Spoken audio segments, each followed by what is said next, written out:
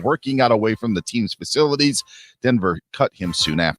In 5, 4, 3, 2, 1. It's time for the Rundown with Rob Sanders. Well, we're waiting.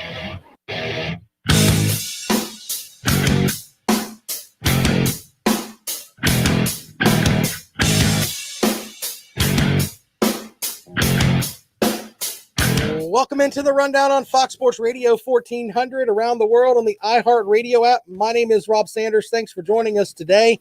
Lots of great things planned for you, including we will look back at the South Carolina season. And I guess the big thing with this is that it's over for the Gamecocks. You know, look, going into that regional, we thought that regional was going to be tough. And sure enough, it's been really tough. It was a really, really tough regional. I mean, that's easy to say that.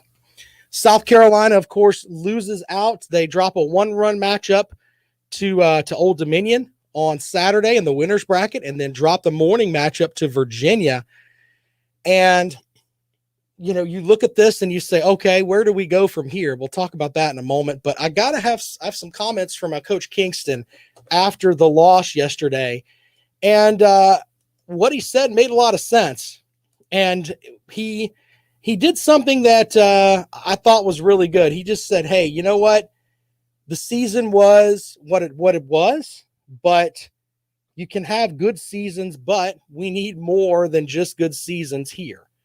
And, you know, I think that's a fair way to look at it. So some comments now from Coach Kingston after the Gamecocks wrapped up their season, losing to Virginia yesterday, eliminating them from the Columbia Regional. I just want to commend my team for everything they've been through for the last 2 years, getting to this point. Last year was taken away. This year, they went through more than any baseball team has ever been through for a variety of reasons. And they battled their asses off all year. And so I want to thank my team, my staff, everybody involved in our program for making this a good year. Not a great year yet, but a very, very good year and one we can build on. I'm emotional because I care about these guys. You know, there's a love, there's a trust, there's a respect that has to go along with coaches and players.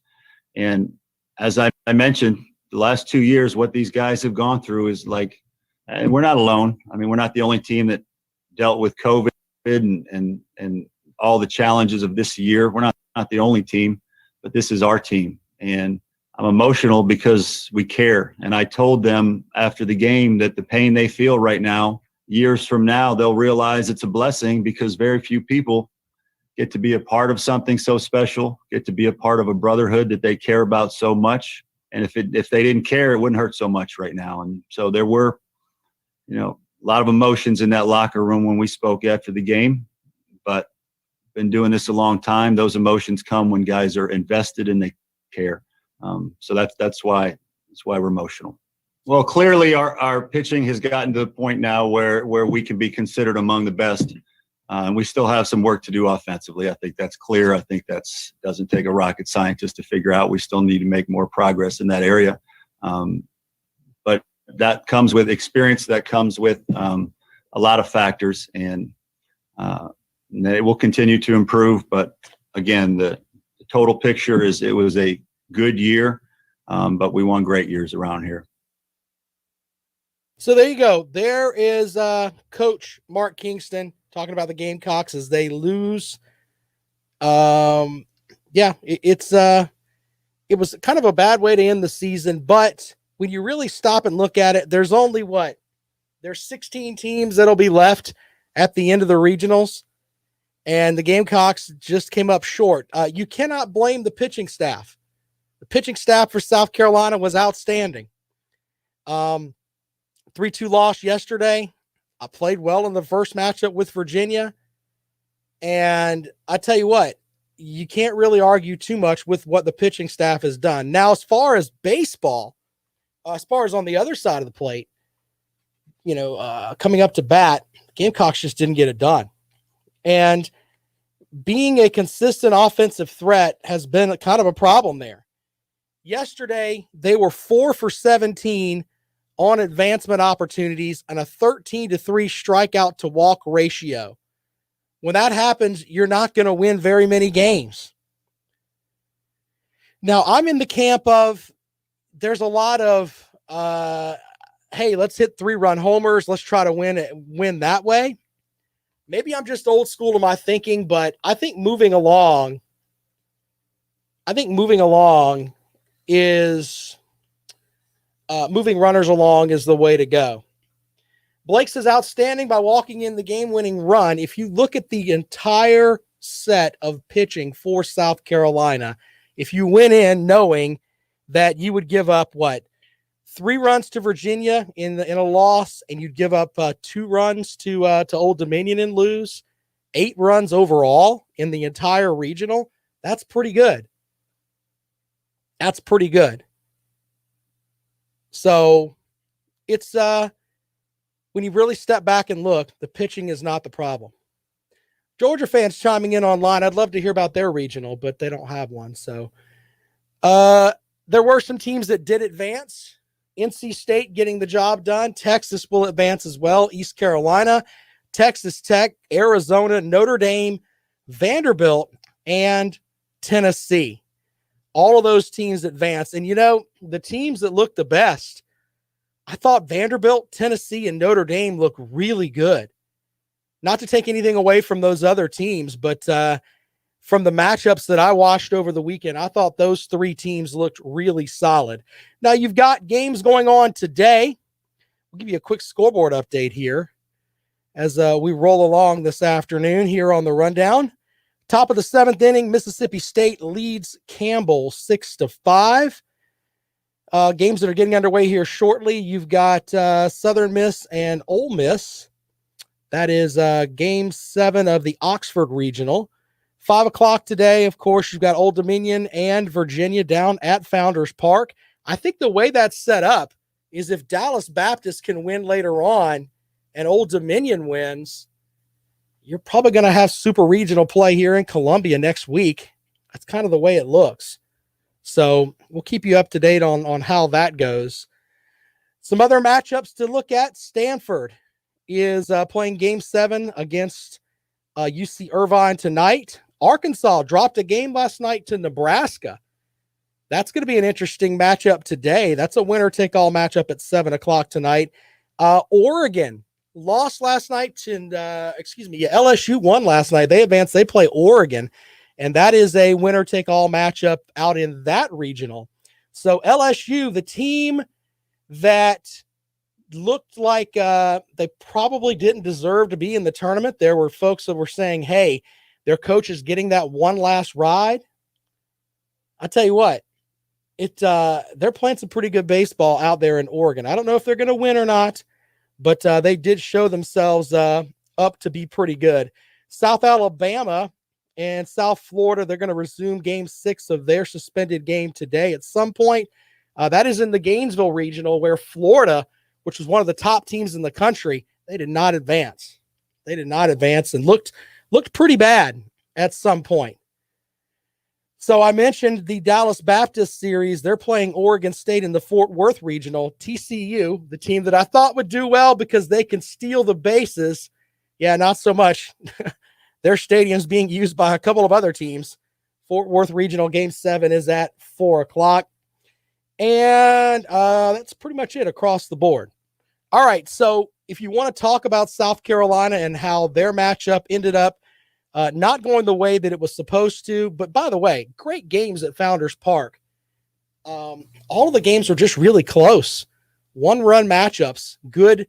I don't want to say old school baseball, but if you're into the gorilla ball of, everybody's hitting 3-run homers and, final score of 12-7. Yeah, I mean, it's you didn't have much of that. I mean, it was a lot of low-scoring games. Megan online talking about South Alabama scoring 19 runs. Yeah, here's the best part. Of course, he's talking about the matchup down in Florida. Here's the interesting thing with that. They get up 19-0. Florida's at home. And you Gators fans, this is actually really funny on a different level.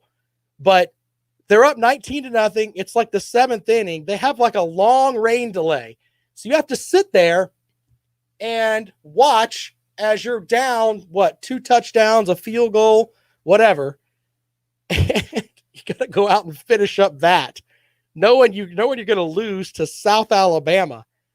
Florida's used to losing to Alabama anyway. They just put a South in front of it. What a mess. What a mess that was. Can you imagine the vibe in that dugout? Why can we just get this rain delay over? I mean, it's the 7th inning. What are we going to do here? What a mess, man. What an absolute mess. All right, 803-978-1832, 803-978-1832 is the number to call if you'd like to join us here on the Rundown. You want to talk about baseball with the Gamecocks and what they've got coming back for next season. Looks like they're going to have a good portion of their pitching staff. It's just going to be, can they possibly get some stuff done on the offensive side of the ball? Jimmy says Gamecock 1 and 2 batters only had 1 hit all weekend. Yeah, that's true. The offense was definitely a problem for South Carolina. I got one other thing I want to get out here on the diamond front before we get into some football stuff, including maybe some changes coming to the college football playoff format. What is the best team that did not win a national title? ESPN put out a great thing on that. Arch Manning visited Clemson, and he looked the part this weekend. We'll get into that. But if you're into baseball or softball, last night you would have appreciated the matchup where Florida State needed like 12 hours, or excuse me, not 12 hours. They finished up their game last night, the Florida State softball team. It ended at like 3:00 in the morning. And what happens now? They advance, but they've got to beat top-seeded Alabama. They have to beat them twice, starting right about now. They get a 12-hour break. What? Insane.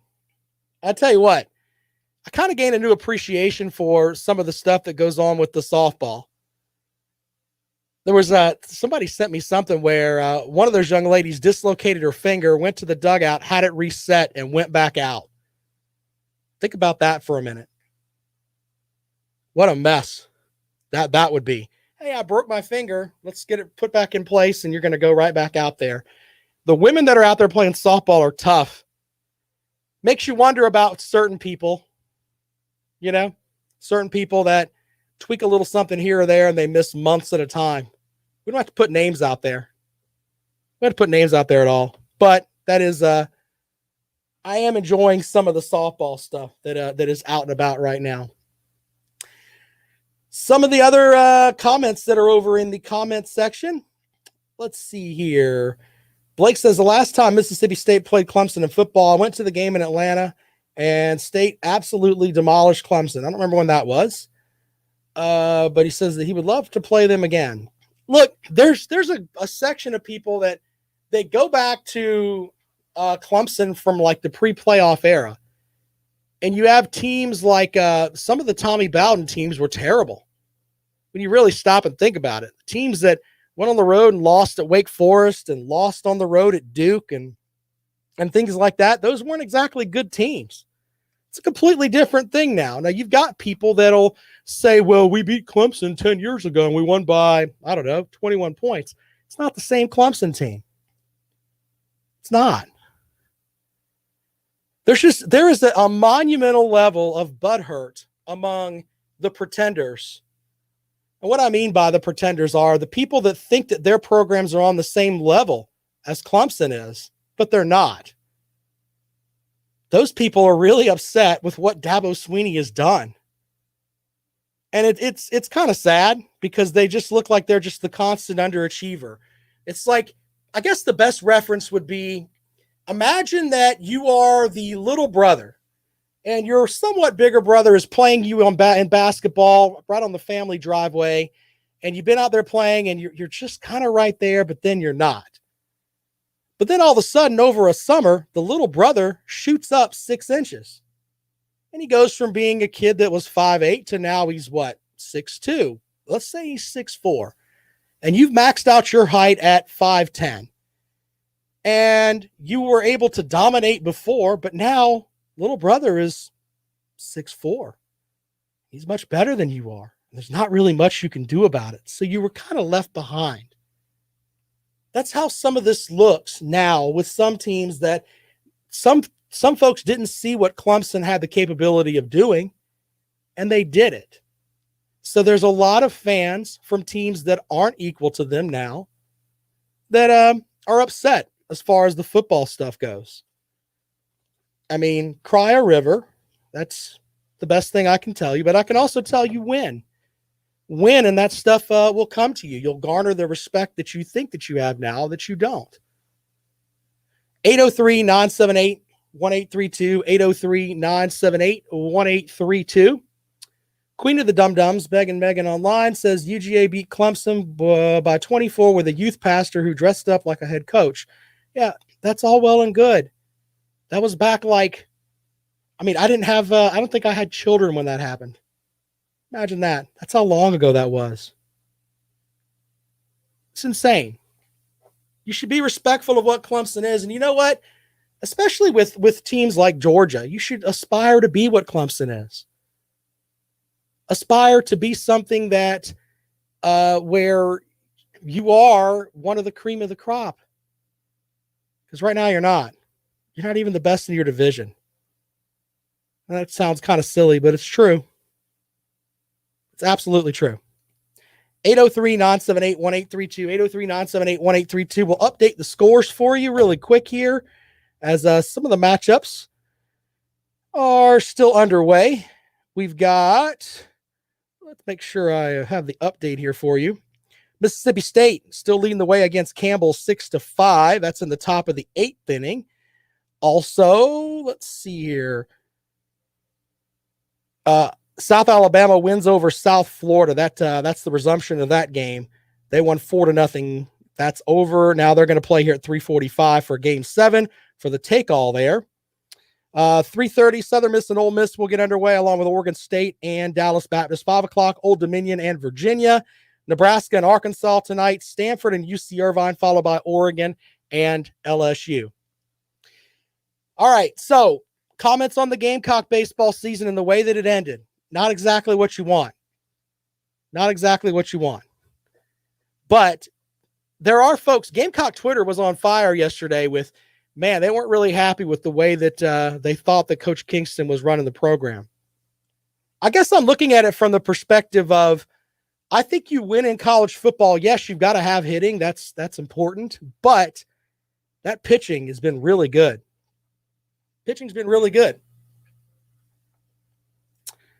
803-978-1832, 803-978-1832. We're going to talk about Arch Manning's visit to Clemson. And there's one thing that came out of it that I want to share with you that's actually kind of funny.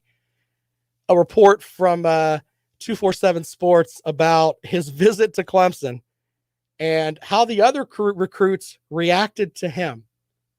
Interesting stuff there. We'll talk about that when we come back. This is The Rundown. You're listening to Fox Sports Radio 1400.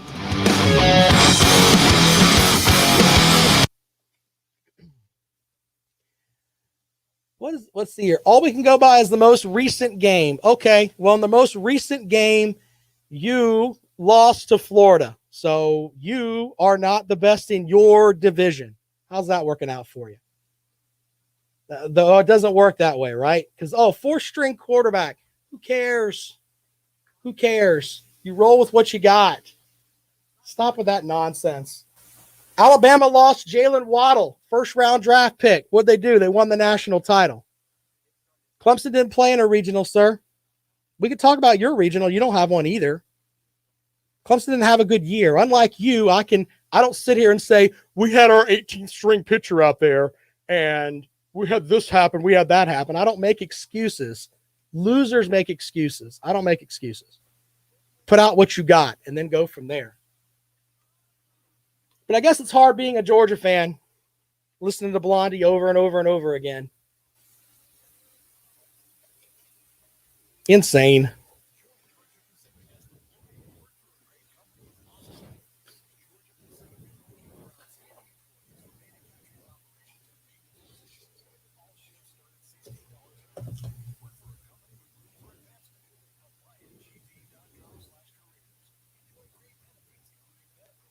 No, man, I don't dislike anybody, especially little brother program fans. That don't bother me.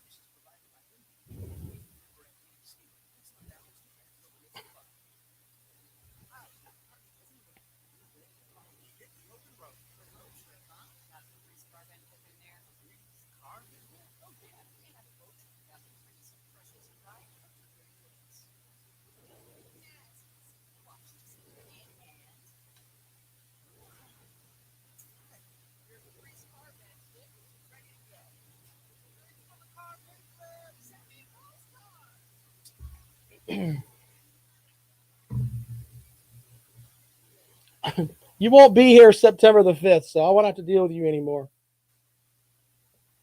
803-978-1832, 803-978-1832 is the number to call if you want to join us here on the Rundown this afternoon on Fox Sports Radio 1400, of course, around the world on the iHeart Radio app. I don't normally like to talk about recruiting, but this story was kind of interesting. Arch Manning, which is part of the Manning quarterback family there, from New Orleans, Isidore Newman is considered the number one ranked passer in the country, according to 247 Sports. 6'4", 210 pounds. Said he was excited to throw in front of Coach Dabo Sweeney. And there's talk like, you never really know who is better than on one side or the other as far as recruiting prospects, because you can have the absolute best prospects in the world, but if you don't develop them correctly, it's just not going to work out for you. But as far as the physical tools, he seems to be a guy that has the capability to do what you need to do at quarterback. There were other quarterbacks at the Clemson camp that weren't going to work out. Now, this gives you some perspective on kind of the aura that's around Arch Manning. Now, of course, a lot of these kids are being advised by people, oh, maybe you shouldn't throw here. Maybe you shouldn't throw there. Maybe you shouldn't do this. Maybe you shouldn't do that.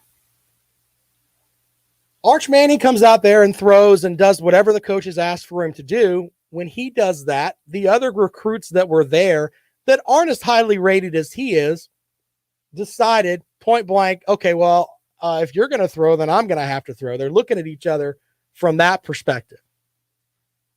When I really stop and think about it, if I'm recruiting kids to come play for my program in college, and they sign on to come to my camp to work out, and we're not going to throw.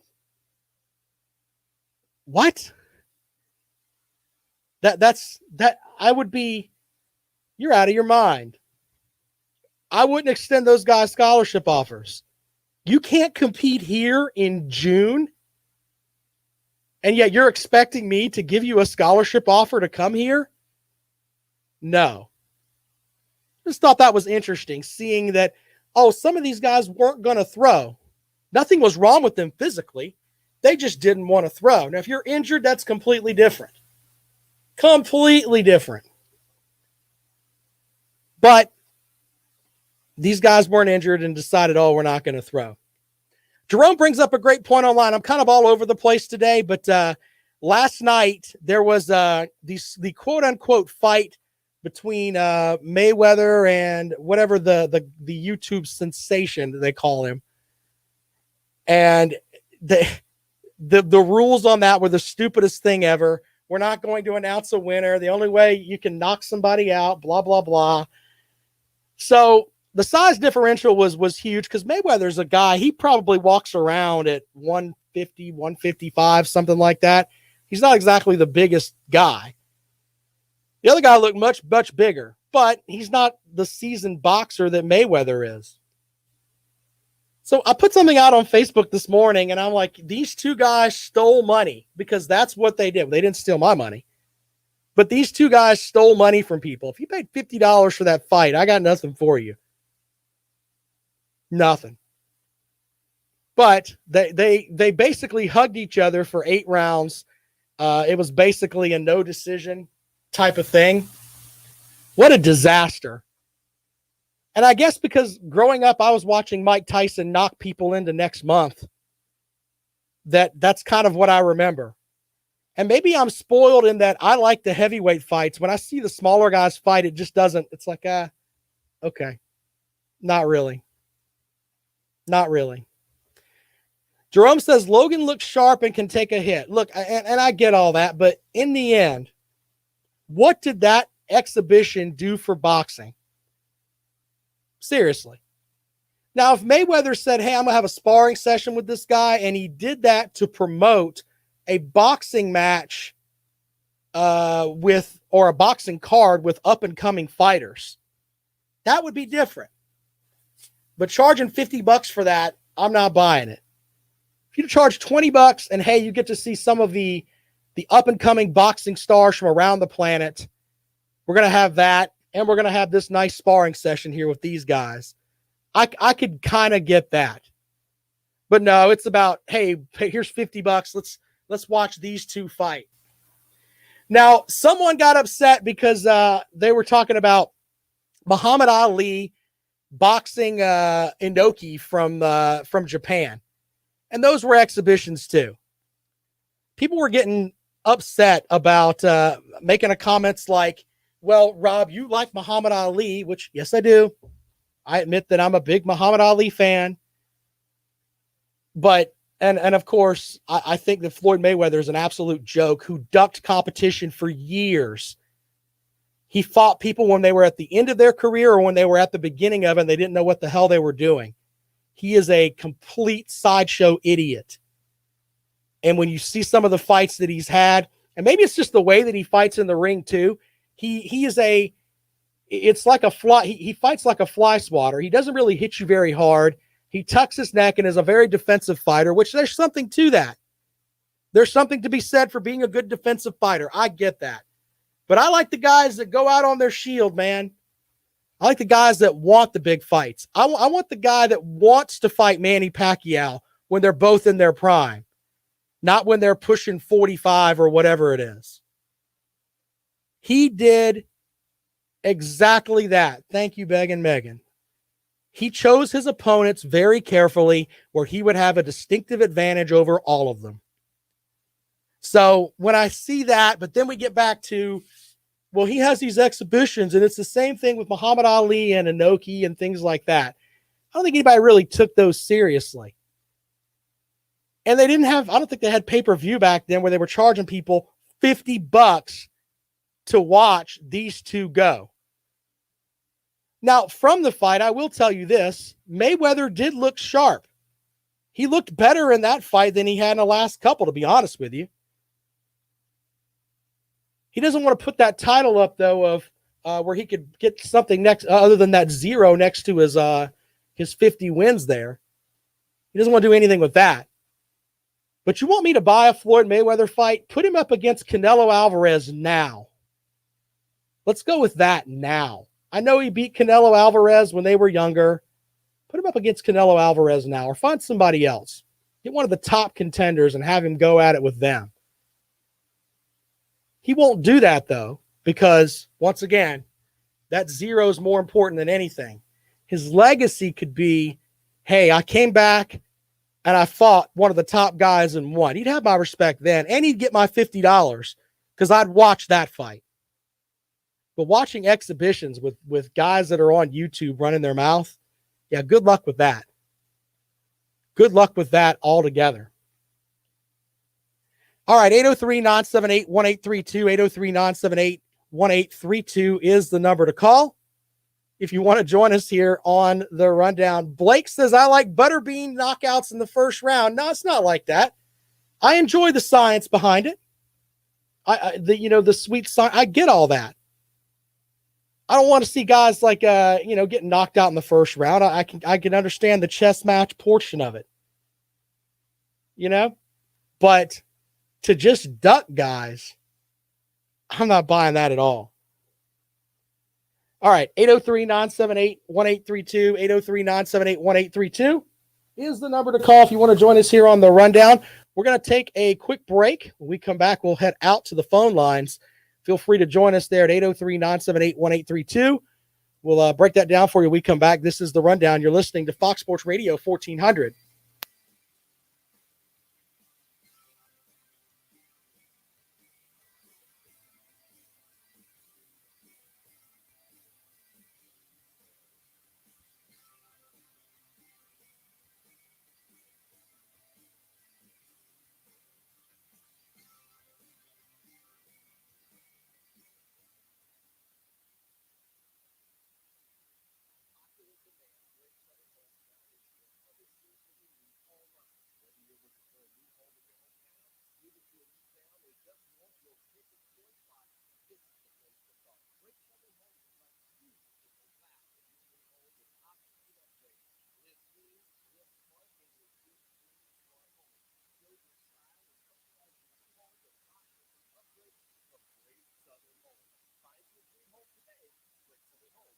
Medical in West Columbia is growing and looking to fill a key position.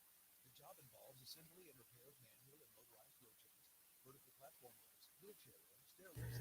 Okay.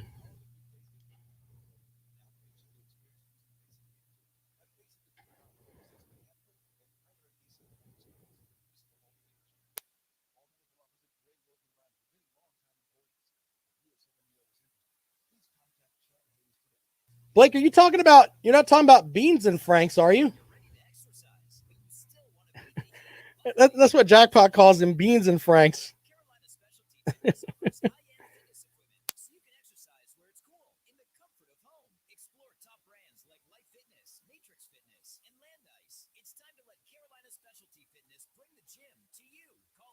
Yeah, I don't think Beans and Franks is anything that's that outstanding, to be honest with you.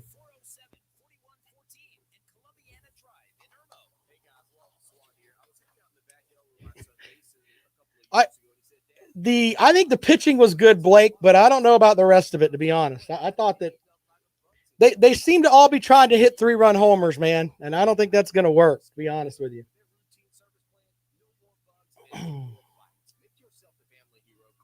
I don't think that works in the SEC anymore. I mean, I think you need to be able to do both.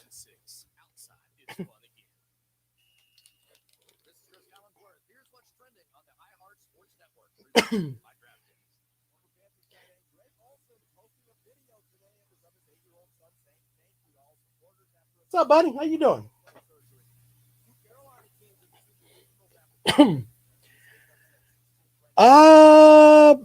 Megan says Dan Mullen started Franks over Trask, yet get criticism for that, and he did it for 2 years. I don't know. I don't follow enough of. I think that Franks was considered a much better prospect, but we shall see.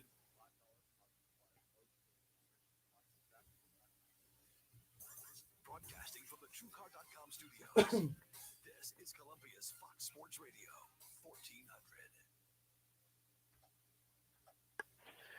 1400. Welcome back to the rundown on Fox Sports Radio 1400. Out to the phones we go. Scott, what's going on, buddy? Yeah, man. I was wondering, do you think that Nick Saban's going to be able to make it to 2028? He'll be 77 years old.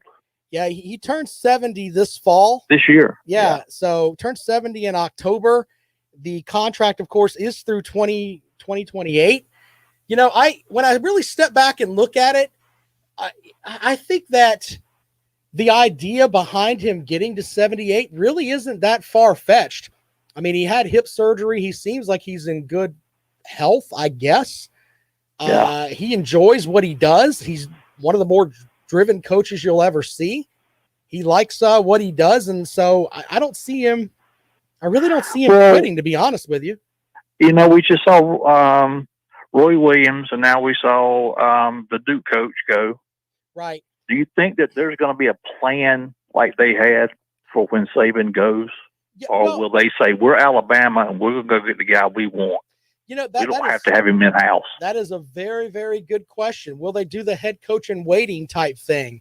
I think on the basketball front, it's a little bit different because, we had the guy on from Tar Heel Insider, Andrew Jones, who has a relationship with Roy Williams. And he said Roy Williams got to the point in his final year where he would call plays and they wouldn't run the play that he called just because screw you, I'm going to run the play that I want. Yeah. And I don't think that would ever happen with an Alabama team because Nick Saban would stomp and lose his mind. But you've got all these other guys backing up. Okay, Mr. 5-star tight end, you don't want to do what I'm telling you to do. The 5-star tight end behind you, he'll do it. Go sit on the bench. You have that option when you have the bench over there compared to, hey, I've only got 10 guys on a basketball team. But I think with he's built a machine down there. They're going to be great regardless. And I don't know about the coach and waiting thing because I don't think Saban would want to do that. This is my team. I'm going to do what I'm supposed to do. I mean, do you think he's going to name his successor? Roy Williams basically picked his, and Mike Krzyzewski picked his. Yeah, I don't know how that. It's just a little harder to do that unless he's already on the staff. Yeah, but Nick Saban also has that whole thing of like the coaching rehab clinic down there where Lane Kiffin, Steve Sarkisian, all these guys. Maybe that's the way that it'll go. I don't know, but I honestly don't think that Saban will announce his who will take over for him. I just don't see him doing that though. But to 2028, that is a long time. That's a long time. So long time. Yeah, but that's a good question though, Scott. Hey man, thanks for calling the show. I appreciate it. Thank you. And of course you can sound off on that as well at 803-978-1832. 803-978-1832. Will Nick Saban last for that entire contract? I mean, till 2028. Now you can make the argument of he's earned every year of that contract, and I'd have a hard time going up against you with that. But Father Time eventually gets everyone. He turns 70 this year. He'll be 78 essentially when that contract comes to an end, 77, something like that. You look at the average lifespan for a male in America is like 76, 77. I'm not wishing doom and gloom on Coach Saban. But in the end, if you're down there in Alabama, everything is, roses and teacups and everything right now because you're the best program in the country. But will Father Time eventually take Nick Saban down? We'll see. Will he name his own successor? That's a big deal too. So his base salary will be $8.425 million, and the new deal will pay him at least $70 million overall. Yeah. And you wonder, did they put that out there? Did they put that out there as kind of a stamp to let everybody know, hey, Alabama's here. Our main guy's not going anywhere. Give credit to Megan Online. That's a recruiting ploy. Yeah, you can definitely see that too. Let's say that they only, I don't know, what was his contract before? I'd have to look that up. If it were on the lines of, hey, he's only extended through the next 3 seasons, there's going to be people that would use that on the recruiting trail if they didn't extend him. But if you remember correctly, who was it? There was a big contract here in the past month or so where, I'm trying to remember who got the big contract extension, but whoever it was that just got their contract extension in the SEC. Yeah, Nick Saban, I'm sure, is going to be like, I got to be making more than that guy. Just saying. 803-978-1832. 803-978-1832 is the number to call. If you want to join us here on the rundown, let's go out to the phones. And welcome to the rundown. Good afternoon. Hello, Rob. It's Bobby and Casey. Hey, Bobby. How long do you think Saban's going to stay at Alabama, man? I say I saw something on Twitter today. Paul Bear Bryant was there 25 years. That'll put him 22 years. I look at Paul Bear Bryant, Joe Paterno, coach well into the late 70s and 80s. I think he'll make it through the contract. Wow. Okay. Okay. Yeah. All right. But me being an old man and saw a lot of boxing, probably a lot more than you ever did. Yes, sir. I say that this is a farce with Floyd Money Mayweather and his tomato cans that are handpicked for him. I'm looking at Gennady Golovkin, who's a middleweight, the guy from Kazakhstan who has fought Canelo Alvarez. He will be 40 next April. I think he's listed as a middleweight. Right. I think he would demolish Mayweather at middleweight. Well, but see, now, if he tries to lose the weight to fight that he's unaccustomed to, Mayweather maybe had a chance at super welter 154 welter. But Canelo Alvarez, I just looked his age up. He's 30. I think he would double demolish Mayweather right now in this point in his career. You're absolutely right. I mean, what? I didn't buy the fight. I'm old. I don't stay up that late anymore at night. Then let me tell you something. You're absolutely right. He did it to go 50-0 or 51-0, but it was an exhibition. Yeah, I'm buying that too. But the thing is that we can have this conversation about him fighting Golovkin and all that, but Mayweather doesn't care. He thinks that 0 is more important than the fact that he fought the best at the best time. So that's the whole thing with him, man. But the whole thing too.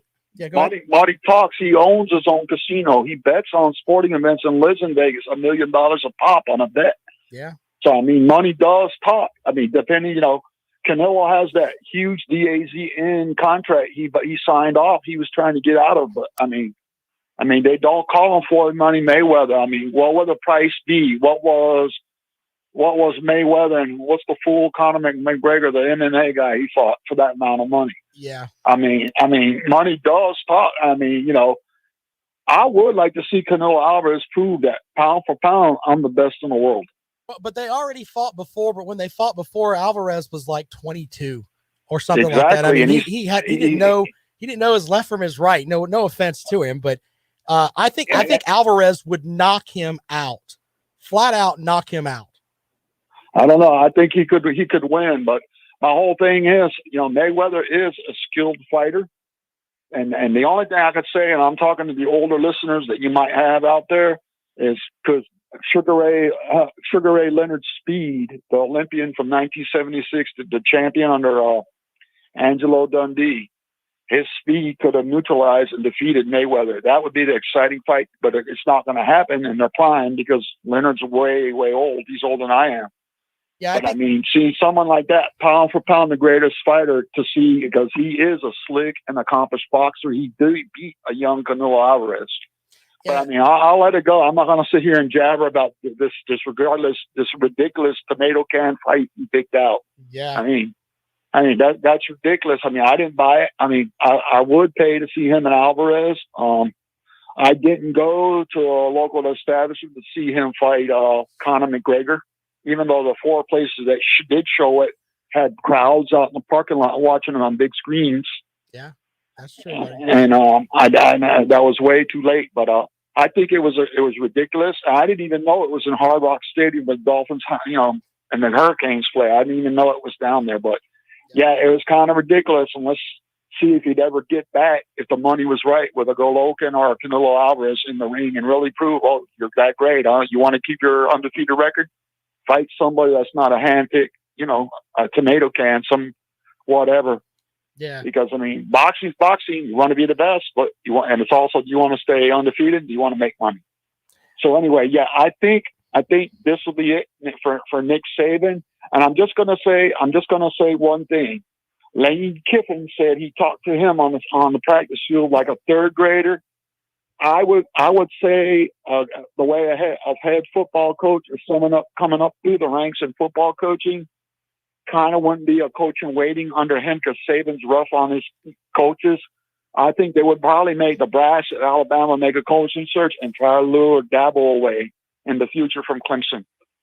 We'll see how that you're works. Right. It's going to be very hard for someone to sit under Saban with his very sandpaper acidic coaching style. That's true, man. Hey, Bobby, thanks for calling, buddy. Thank you. Bye-bye. Appreciate it. Yeah, Bobby's right on several fronts. Mayweather's fighting tomato cans. And you know what? Mayweather also doesn't care. But, the idea that people were clamoring to figure out, hey, how can I watch this fight? Jerome was online saying that Showtime servers couldn't handle the traffic. I think people want to see Mayweather get his butt kicked. I think that's the big thing. That's why everybody watches his fights now. Oh my goodness. Is he finally going to get hurt? That's kind of, not necessarily hurt, but knocked out. Is he finally going to lose? I think that's the big thing with that. Final segment of the show, when we come back here on the Rundown, you're listening to Fox Sports Radio 1400. Yeah, I agree with, who was it? Oh, I agree with USC Insider. That's funny.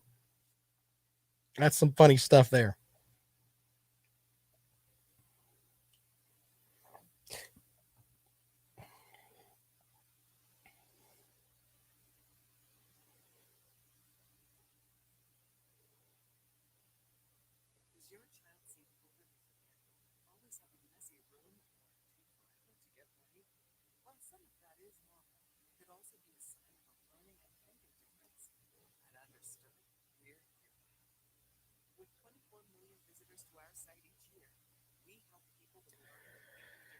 Oh, goodness.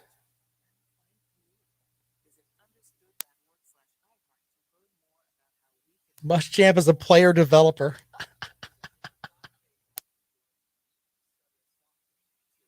That's funny.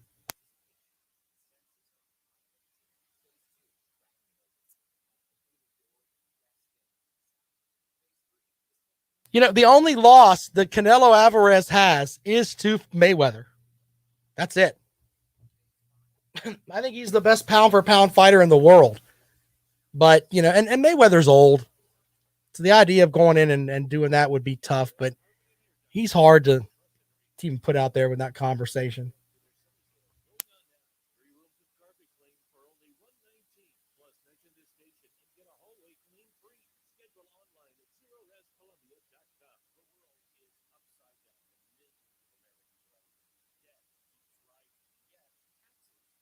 I'm beginning to think that the excuse meter is high with everyone, man, when it comes to people that are defending Mayweather and everything else. Oh, well, he fought the best of his time. Just stop it. I'm tired of hearing all that noise. Thanks, Jerome. Appreciate it, brother.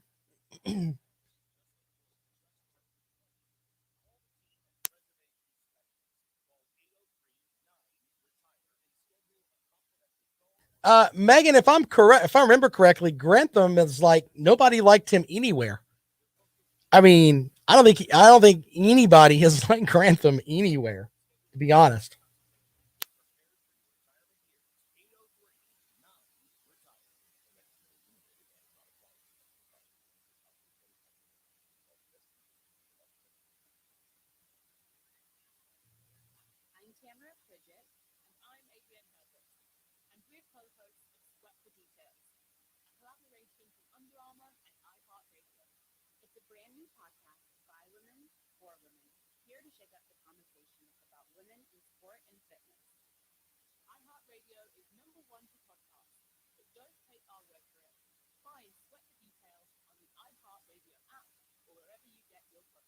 Fox Sports Radio 1400.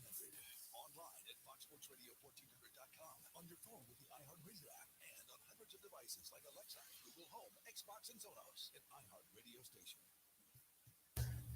Welcome back to the Rundown on Fox Sports Radio 1400 around the world in the iHeartRadio app. Thanks to the folks that called in today. As always, we appreciate it.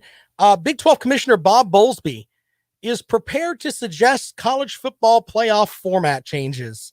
He was on a radio show, earlier today, and said, one of the things we've been considering and looking at is whether the access is right. Are we getting the right teams in and the right numbers? Is it fair to people that are marginally on the outside looking in? That's been the process we've undertaken over the last year. Of course, potential format changes include a 6, 8, 10, 12, and 16 team field. When I step back and look at it, you know, the more and more you look at, if you look at some of the matchups where the CFP top 8, and you think, okay, if we have a 1 versus 8 matchup, are you really going to want to watch that game? In theory. Do you really want to see a group of 5 team that doesn't have the potential to do very much play a first round game against an Alabama, a Clemson, an Ohio State, play against them and have that game, and that's what you want for college football? Now, generally, you'll have the setup where you'll have these matchups and the better team will win. Okay? But in the end, what happens after that is that you've got another game on the belts of the young men that are out there. You have the potential for injury. So you could have, let's say Alabama was playing, say, Cincinnati from last season. Alabama wins that game by 3 or 4 touchdowns, but in the second quarter, Devontae Smith turns his ankle, and the next week he can't play when they play the winner of the 2-7 matchup, whatever it is. So they went from healthy with all of their guys there to, all right, we played a game that was pretty much meaningless. We won by 4 touchdowns, but we lost one of our best players. People seem to forget that when it comes to, hey, we're going to have 8, 12, 16 teams. I think the 4-game playoff is pretty much what Bowlesby said. It's clearly superior to any of the other predecessor structures. It's been functional for us. I think you can probably, if you really wanted to look hard for its criticism, it's that the same teams have been in it too many times, and perhaps that's hurt the TV ratings or something along those lines. Raise your hand if you're going to watch Alabama versus Cincinnati. No, it's not going to happen. I mean, you'll have more games, so in theory, you may have more viewers, I guess, because you'll have more games, but I don't know. I think that's the end of the idea of the bowl season, where at one point, just going to a bowl was a big deal. Now everybody goes. But those 2 playoff matchups are huge. The more and more I think about it, I like the idea of 4. You could probably convince me to go with 6 if you have all of the Power 5 teams and the best group of 5 team. I can kind of get that. I could kind of get that. But on the other end, you're going to end up with some bad football. That's not what I want to watch. Not what I want to watch at all. Blake says Alabama, Cincinnati would be on every channel. No way to avoid watching Alabama. Okay, well, let's pin somebody else in there. Ohio State and insert mid-major here, UCF. You're going to watch that game? It cheapens the college football playoff to allow teams that would not remotely even be able to compete on a field play. Now, I know people are going to be like, well, what about the NCAA tournament and the idea of a Cinderella? That doesn't happen in college football. When you look back at some of the bigger upsets in college football history, people point to App State playing Michigan. That Michigan team ended up being terrible. Wasn't like they beat a national championship Michigan team. No disrespect to the Mountaineers. It cheapens it. It's just not good. All right, tomorrow on the rundown, we're going to talk about the NBA playoffs tonight. America's team, the Phoenix Suns, will be playing the Denver Nuggets, game 1 of the Western Conference semifinals. That is what I will be watching and tweeting about at Rob Sounds Good. They are not the sorry Lakers that are sitting their butts at home. Walton Swan will not be able to get on his Peloton tonight and watch LeBron James stink up the court because the Lakers are out. You should be a Phoenix Suns fan and be thankful for that. They are America's team. Speaking of which, Lawton Swan is the host of Clemson Sports Talk. Stop looking at me, Swan. He's the czar of Clemson Sports. Check out his website, clemsonsportstalk.com. His show is coming up next right here on Fox Sports Radio 1400. My name is Rob Sanders. Blog page is up at foxsportsradio1400.com. We got to talk tomorrow about Julio Jones. I forgot that today. Yes, that's a big deal going to the Titans. We'll get into that tomorrow on the rundown. This is Fox Sports Radio 1400. Appreciate you guys. You know, Beggin' Megan, you might have some hope with your last comment there. The college football playoffs start week 1, and that's what makes it different. Adding playoff games will destroy that. You know what? I'll even highlight that for a second before I end the video. Very good, sir. Very good. Proof that you might know something. Thank you, guys. We'll see you later on.